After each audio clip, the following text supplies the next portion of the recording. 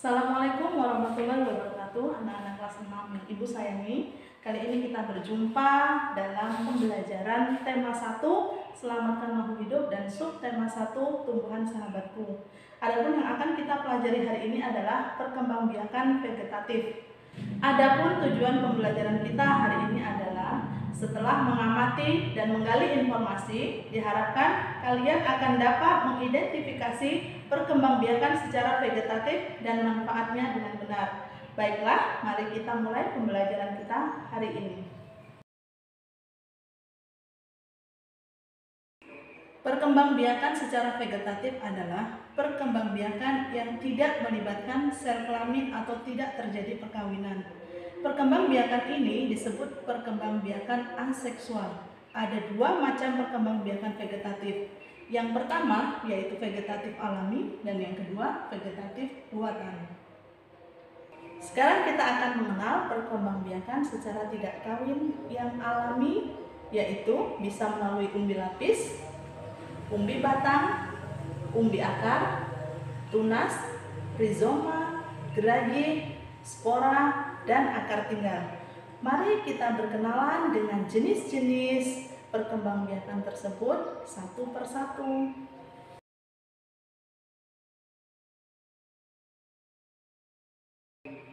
Yang pertama, kita akan membahas tentang umbi lapis. Pernahkah kamu melihat bawang merah? Jika diiris, bentuk bawang merah terlihat berlapis-lapis. Bawang merah adalah contoh tumbuhan yang berkembang biak dengan umbi lapis.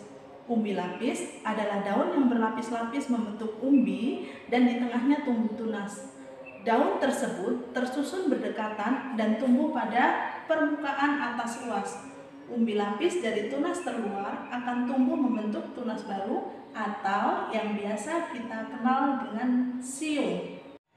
Kemudian yang kedua, kita akan belajar tentang umbi batang. Pernahkah kamu memakan kentang? Bagian yang kamu makan merupakan bagian batang dari tumbuhan kentang. Bagian batang tersebut berisi cadangan makanan. Batang tersebut menjadi besar dan berisi. Oleh karena itu, bagian batang tersebut disebut umbi batang.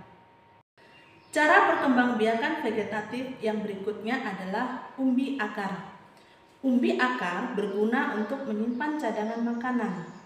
Tumbuhan yang berkembang biak dengan umbi akar adalah bunga dahlia dan wortel. Sisa batang pada pangkal umbi dapat memunculkan tunas.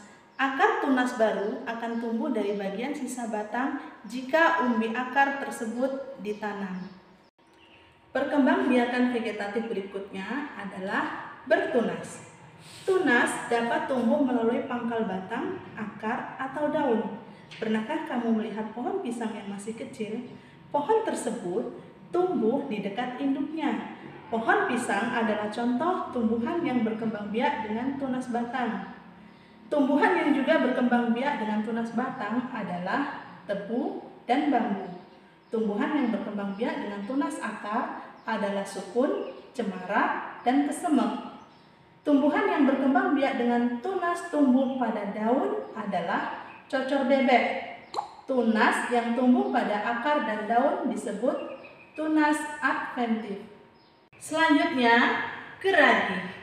Geragi atau stolon merupakan batang yang tumbuh menjalar di atas atau di bawah tanah. Geragi di atas permukaan tanah contohnya terdapat pada arbei dan semanggi. Sedangkan geragi yang di bawah tanah contohnya terdapat pada rumput teki. Cara perkembangbiakan vegetatif yang berikutnya adalah spora. Bentuk spora seperti biji tetapi sangat kecil. Spora hanya dapat dilihat menggunakan mikroskop. Spora dibentuk di dalam sebuah kotak yang biasa disebut sporangium. Spora mudah diterbangkan angin karena ringan. Tumbuhan yang berkembang biak dengan spora adalah paku. Selain tumbuhan paku, jamur dan lumut juga berkembang biak dengan spora. Selanjutnya, akar tinggal. Perkembangbiakan dengan akar tinggal mirip dengan tunas. Tunas pada akar tinggal merupakan batang yang tumbuh mendatar di permukaan tanah. Ciri akar tinggal adalah bentuknya mirip akar tetapi berbuku-buku seperti batang. Contohnya terdapat pada kunyit, lengkuas, dan temulawak. Perkembangbiakan vegetatif alami yang terakhir adalah rizoma. Adakah yang tahu apakah rizoma itu? Jika belum tahu, perhatikan tumbuhan jahe. Jahe akan tumbuh bersatu dengan tumbuhan induknya. Bagian yang menghubungkan tumbuhan yang satu dan lainnya, itulah yang disebut dengan rizoma. Rizoma yang menghubungkan tumbuhan tersebut bukanlah akar sebenarnya. Rizoma merupakan batang yang tumbuh mendatar di dalam tanah.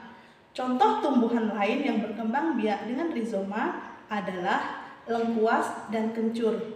Mengapa berbagai jenis rumput dapat berkembang cepat di tanah? Coba kalian jelaskan, adakah yang tahu?